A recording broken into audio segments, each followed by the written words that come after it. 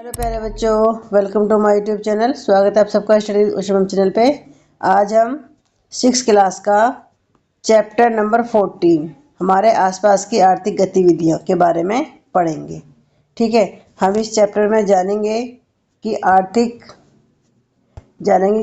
गतिविधियों को किस प्रकार वर्गीकृत किया जाता है। ठीक है, और विभिन्न आर्थिक गतिविधियों को क्षेत्रकों या सेक्टरों में समूहबद्ध करने का क्या आधार है, और यह 3 सेक्टर आपस में किस प्रकार संबंधित है।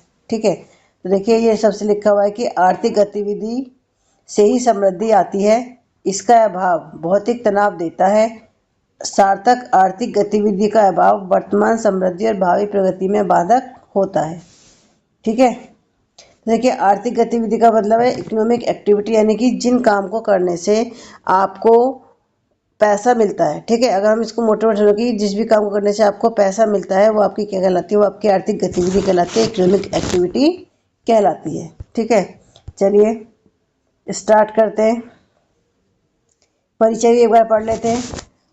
अध्याय 13 में हमने 2 प्रकार की गतिविधियों के बारे में सीखा, आर्थिक और गैर आर्थिक। ठीक है, जिन गतिविधियों में मौद्रिक मूल्य का अर्जन होता है उन्हें आर्थिक गतिविधियां कहते हैं, यानी कि जिस काम को करने से आपकी इनकम हो रही है। सिंपल शब्दों में अगर हम समझें कि जिस काम को करने से आपको पैसा मिल रहा है, आपकी आय हो रही है, उसे हम बोलेंगे आर्थिक गतिविधि। ठीक है, हमने गैर आर्थिक गतिविधियों के महत्व के बारे में भी जाना है। इन गतिविधियों को भलीभांति समझने के लिए इस अध्याय में हम जानेंगे कि इन आर्थिक गतिविधियों को कैसे वर्गीकृत किया जाता है और यह एक दूसरे से किस प्रकार भिन्न है। ठीक है, देखिए यहाँ पर देखा मौद्रिक मूल्य। मौद्रिक मूल्य का क्या मतलब है, यानी कि किसी वस्तु का मूल्य जिसे मुद्रा के रूप में मापा जा सकता है, वो क्या कहलाता है, उसका मौद्रिक मूल्य। ठीक है,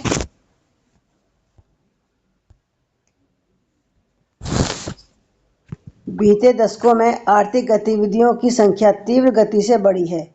उदाहरण के लिए पहले के समय में लोग कृषि, पशुपालन, औजारों का निर्माण, मिट्टी के बर्तन बनाना और कपड़े बुनना इत्यादि गतिविधियों में सम्मिलित होते थे। जैसे जैसे समाज में प्रगति हुई, उन आर्थिक गतिविधियों में भी वृद्धि हुई जिनके माध्यम से लोग अपनी आजीविका चलाते हैं। ठीक है, आपको बताया कि पहले के समय में लोग ज़्यादातर क्या करते थे, या तो कृषि करते थे या पशुओं को पालते थे। ठीक है, औजार बनाते थे, मिट्टी के बर्तन बनाते थे, कपड़े बुनना, ये सारे के सारे इन सारे कामों को करते थे।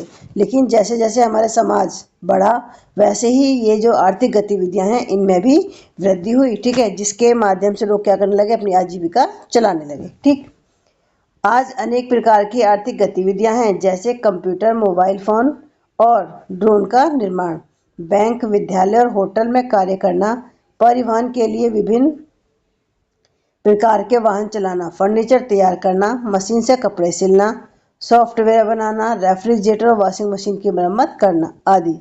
इन सभी गतिविधियों के वर्गीकरण से हमें यह समझने में सहायता मिलती है कि ये कैसे कार्य करती हैं और इनके संबंध क्या है। ठीक है, आज के टाइम में जितनी भी आर्थिक गतिविधियां हैं, चाहे आपका कंप्यूटर बनाना हो, मोबाइल फ़ोन है, ड्रोन का निर्माण है, बैंक है, विद्यालय है, होटल में काम करना है। ठीक है, और परिवहन के विभिन्न प्रकार। ठीक है, फर्नीचर तैयार करना, मशीन से कपड़े सिलना, यानी कि इन सारी चीज़ों से हमें यह समझ सहायता मिलती है कि ये सभी जो कार्य किस तरीके से कार्य करते हैं, उनके मध्य क्या संबंध है। ठीक है, अब हम बात करते हैं आर्थिक गतिविधियों में, आर्थिक क्षेत्रों में या आर्थिक गतिविधियों का वर्गीकरण। ठीक है, तो कुछ आर्थिक गतिविधियों में समान विशेषताएं होती हैं और इनके आधार पर इन्हें एक समूह या व्यापक समूह में वर्गीकृत किया जा सकता है, जिन्हें आर्थिक क्षेत्र कहते हैं।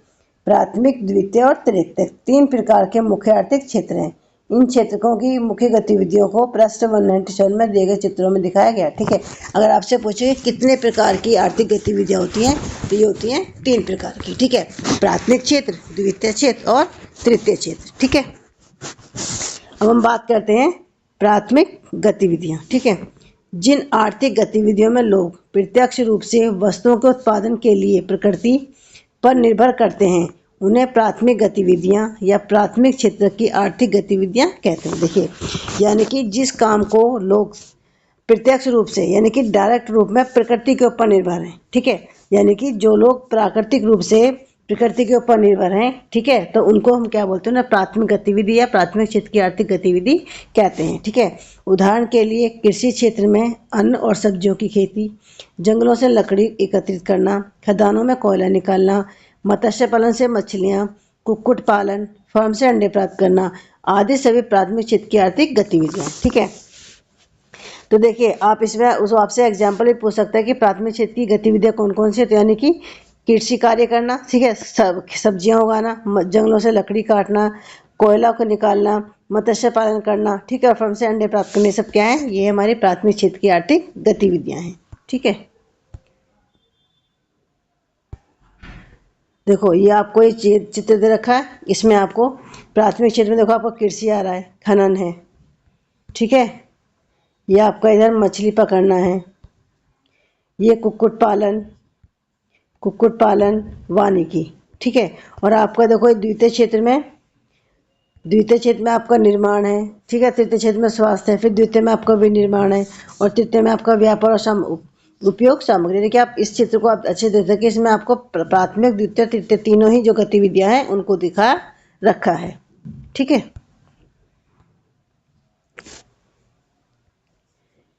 कृषि, खनन, मछली पकड़ना, पशुपालन, वानिकी इत्यादि कुछ मुख्य प्राथमिक गतिविधियां हैं। नीचे प्राथमिक क्षेत्रों की विभिन्न गतिविधियां दी गई। देखो इसमें भी ये प्राथमिक क्षेत्र की सारी गतिविधियां दे रखी हैं। ग्रीन हाउस कृषि, खनन, मत्स्य पालन, वानिकी, ठीक है, ये पशुपालन, ठीक। अब हम बात करते हैं द्वितीयक गतिविधियां। ऐसी आर्थिक गतिविधियां जिनमें लोग प्राथमिक क्षेत्र पर आधारित वस्तुओं को रूपांतरित करके अन्य वस्तुओं का उत्पादन करते हैं, द्वितीयक गतिविधियां या द्वितीयक क्षेत्र की आर्थिक गतिविधियां कहते हैं, ठीक है। द्वितीयक क्षेत्र में भवनों, सड़कों आदि का निर्माण तथा पानी, बिजली, गैस जैसी आवश्यक वस्तुओं को प्रदान करना सम्मिलित है। इसमें उद्योगों तथा उत्पादन इकाइयों में उत्पादों का विनिर्माण भी सम्मिलित है, जिसमें प्राथमिक क्षेत्र से कच्ची सामग्री को रूपांतरित करके बेचते हैं या स्वयं उपयोग करते हैं। द्वितीयक क्षेत्र की गतिविधियों के कुछ उदाहरणों में कृषि क्षेत्र से प्राप्त अनाज से मिलों में आटा तैयार करना, मूंगफली से तेल निकालना तथा चाय की पत्तियों से चाय तैयार करना सम्मिलित है। इस प्रकार जंगल से प्राप्त लकड़ी से फर्नीचर और कागज बनाते हैं, कपास से कपड़े तैयार किए जाते हैं और लोह से इस्पात बनता है, जिससे कार, ट्रक इत्यादि मोटर वाहन बनाए जाते हैं। देखिए द्वितीय गतिविधि का यानी कि जो द्वितीय गतिविधि है प्राथमिक क्षेत्र के ऊपर निर्भर है। जैसे अगर आपने प्राथमिक क्षेत्र में हमने गन्ना का उत्पादन किया, ठीक है, गन्ने के उत्पादन से हमें शक्कर बनानी है, चीनी बनानी है, तो किससे होगा, इससे नई वस्तु का निर्माण होगा, ठीक है। सरसों हमने कृषि में उगाई, कृषि से उसका तेल भी निकालेंगे, तो यानी कि द्वितीय क्षेत्र के अंदर भी सारे जो भी हमारी नई वस्तुओं का जो उत्पादन किया जाता है, ठीक है, जैसे चाय की पत्ती चाय तैयार करना, ये सब किस में आता है, द्वितीय गतिविधियों में आता है, ठीक है। तो इसमें आपको दिखा रखा है मोटर वाहन कारखाना, वस्त्र कारखाना, औषधि कारखाना, फर्नीचर निर्माण इकाई, ठीक है।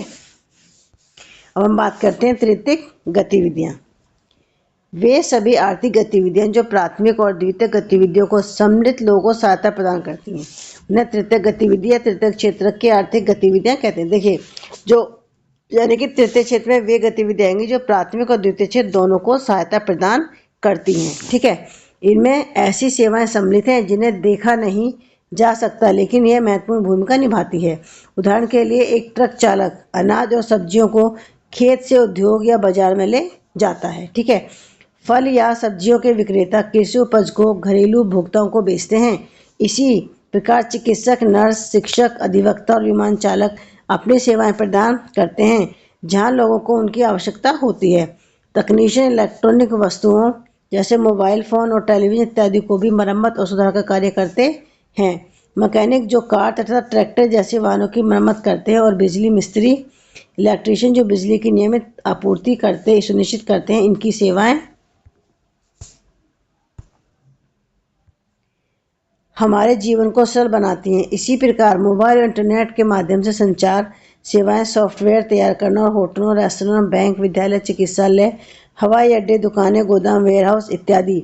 यह सभी तृतीयक क्षेत्रक की गतिविधियों के उदाहरण है। इस क्षेत्रक को सेवा क्षेत्रक भी कहते हैं। देखिए, जो तीसरा क्षेत्र है इसको सेवा क्षेत्र भी कहते हैं, क्योंकि इसमें किसी नई वस्तु का निर्माण नहीं होता, बल्कि प्राथमिक और दूसरे क्षेत्र को सेवाएं प्रदान की जाती हैं। ठीक है, तो इसमें सॉफ्टवेयर तैयार करना, रेस्तरां में सेवाएं, हवाई अड्डों पर सेवाएं, खुदरा रिटेल भंडार। ठीक है, अब हम बात करते हैं कि क्षेत्र को परस्पर निर्भरता। तीनों प्रकार की आर्थिक गतिविधियां या आर्थिक क्षेत्र प्राकृतिक कच्चे माल को अंतिम उत्पाद में परिवर्तित करने में महत्वपूर्ण भूमिका निभाते हैं। आइए गुजरात के आदरण जिले में एक गांव का काल्पनिक भ्रमण करते हैं और एक रोचक उदाहरण का अध्ययन करते हैं, जहां हम यह समझेंगे कि तीनों क्षेत्र कैसे परस्पर संबंधित हैं तथा एक दूसरे को सहयोग करते हैं। ठीक है, अब बात करें कि जो हमारा प्राथमिक, द्वितीय, तीनों ही क्षेत्र एक दूसरे से संबंधित हैं। ठीक है, तो इसमें स्टोरी रखिए कि डेयरी से इकाई तक, खेत से थाली तक। इन दिनों गुजरात के किसान प्रातःकाल दूध की बाल्टियां टकराते और अपने सबसे अच्छे मित्रों गाय या भैंसों की खुशी में रंभाने की आवाज़ सुनते हैं। किसानों और उनके परिवारों के जीवन में गायों का एक विशेष स्थान है। किसान गायों का दूध धोते हैं और अपने आसपास की डेयरी में बेचते हैं। माह के अंत में उन्हें दूध की गुणवत्ता और तोल के आधार पर इसका भुगतान किया जाता है। हालांकि 50 साल पहले ऐसी स्थिति नहीं थी। यह आनंद मिल्क यूनियन लिमिटेड अमूल नाम से एक दुग्ध सहकारी संघ की रोचक कहानी है। 1940 के आरंभ में आनंद जिले के किसान अपना दूध आसपास के गांव में बेचते थे। वे चिलचिलाती गर्मी में दूध बेचने के लिए नज़दीक के गांव तक साइकिल से या पैदल जाया करते थे। आप जानते हैं कि बहुत गर्म मौसम में दूध जल्दी खराब हो जाता है या फट जाता है। किसानों को दूध खराब होने से पहले जल्द से जल्द बेचना पड़ता था। उन्हें कठिन परिश्रम के बाद भी बेहद कम आमदनी होती थी, इसलिए उन्हें बिचौलिए पर निर्भर रहना पड़ता था, जो किसानों से बहुत कम कीमत पर अधिक मात्रा में दूध खरीदते और उसे बाजार में बेच देते थे। कई बार किसान बिचौलियों के कारण ठगा सा या उत्पीड़क अनुभव करते थे। ठीक है,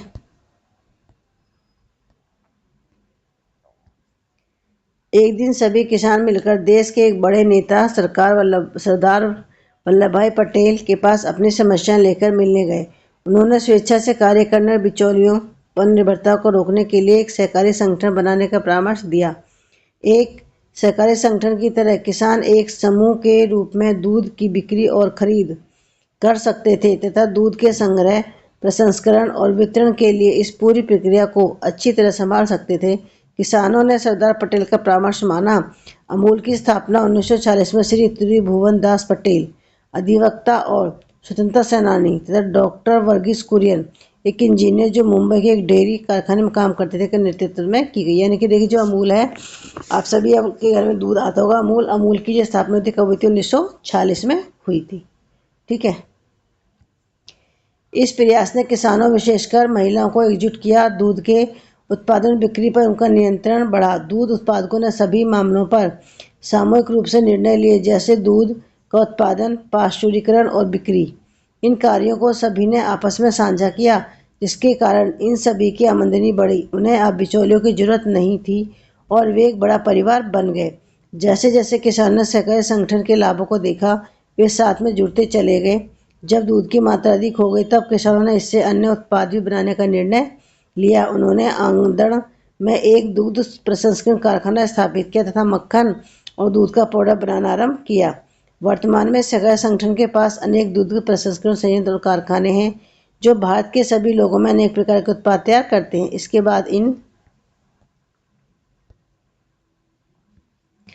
उत्पादों का वितरण किया जाता है और पूरे देश की छोटी और बड़ी खुदरा दुकानों में इनकी बिक्री होती है। वास्तव में ये विश्व के अनेक देशों में अपने उत्पादों का निर्यात भी करते हैं। है ना आश्चर्य की बात? क्या आप इनमें से कुछ का नाम बता सकते हैं? इस रोचक कहानी में सहकारी संगठन के किसान अपनी गायों को दूध बेचने के लिए दूहते हैं। इस प्रकार की आर्थिक गतिविधियों को प्राथमिक क्षेत्र की आर्थिक गतिविधि कहते हैं, क्योंकि दुग्ध उत्पादन एक प्राकृतिक स्रोत गाय मवेशी से प्रत्यक्ष रूप से प्राप्त किया जाता है। इसके बाद दूध को प्रसंस्कृत किया जाता है और कारखाने में इसे रूप के अन्य खाद्य रूपों जैसे दूध का पाउडर, घी, पनीर, मक्खन और अनेक अन्य रूप परिवर्तित किया जाता है। इन आर्थिक गतिविधियों को द्वितीयक क्षेत्र की आर्थिक गतिविधियां कहते हैं। ठीक है, अमूल अपने द्वारा निर्मित सभी उत्पादों का क्या करता है? यह इन्हें विभिन्न स्थानों पर बेचता है। अमूल अपने उत्पादों को बिक्री के लिए एक स्थान से दूसरे स्थान तक ले जाने हेतु ट्रकों व लोरियां, रेल, वायुयान परिवहन का प्रयोग करता है। इसके द्वारा खुदरा भंडारों की स्थापना की जाती है, जिससे गुजरात एवं भारत के अन्य राज्यों के कस्बों, नगरों, गाँव की दुकानों में दूध तथा दूध के उत्पादों की आपूर्ति की जाती है। यहाँ परिवहन, विपणन, खुदरा विक्रेता तृतीय गतिविधि में सम्मिलित है। ठीक है।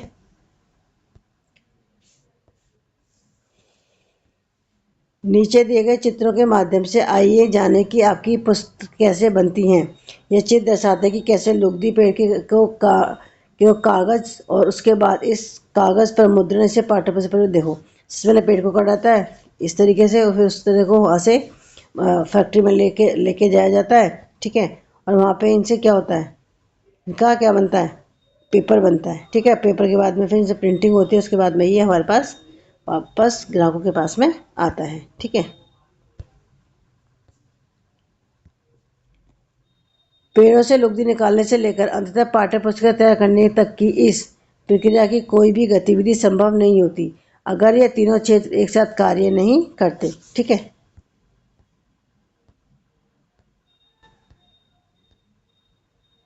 हमें कि आगे बढ़ने से पहले इस अध्याय में हमने आर्थिक गतिविधियों के 3 क्षेत्रों के बारे में सीखा। विभिन्न उदाहरणों चित्रों से तीनों प्रकार की आर्थिक गतिविधियां क्षेत्र को प्राथमिक, द्वितीयक और तृतीयक भिन्नता उसकी परस्पर निर्भरता को समझने में सहायता मिलती है। ठीक है। देखिए इस चैप्टर में हमने मेन रूप से कि कितने प्रकार की आर्थिक गतिविधियां होती हैं। 3 प्रकार की होती हैं, प्राथमिक, द्वितीय और तृतीयक। ठीक है। इन तीनों के बारे में जाना कि ये किस किस तरीके से काम करती हैं और कैसे ये एक दूसरे के ऊपर ये निर्भर हैं। ठीक है। तो प्लीज़ अगर आपको चैप्टर अच्छा लगा है, समझ में आया, तो प्लीज़ कमेंट करके आप ज़रूर बताएं। साथी और बच्चों को भी शेयर करें ताकि बच्चों को इसका फ़ायदा मिल सके। और अगर आप मेरे चैनल पर नए हैं तो प्लीज़ मुझे को लाइक और सब्सक्राइब ज़रूर करें। ठीक है। तो आज की वीडियो में बस इतना ही। मिलते हैं आपसे नेक्स्ट वीडियो में। Thank you.